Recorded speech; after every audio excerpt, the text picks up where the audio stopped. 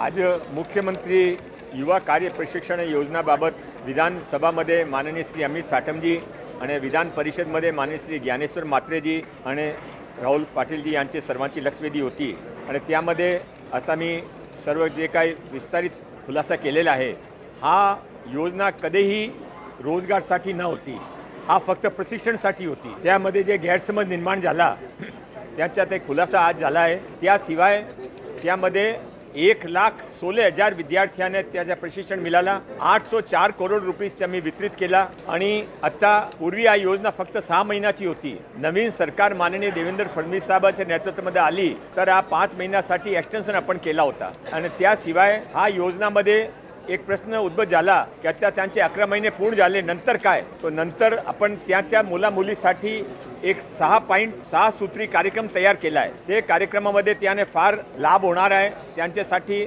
एक जे आता आपण शॉर्ट टर्म कोर्सेस सुरू केला आहे, ते शॉर्ट टर्म कोर्सेसमध्ये आपल्या प्रत्येक तालुक्यामध्ये आपल्या ITI मध्ये शॉर्ट टर्म कोर्सेस सुरू झाला आहे। त्यामध्ये आपण 10% जागा त्यांच्यासाठी प्रायोरिटी रिझर्वेशनवर ठेवू आणि त्यांच्याकडून चार्जेस फीस देणार नाही, त्यांच्यासाठी ते फ्री होईल।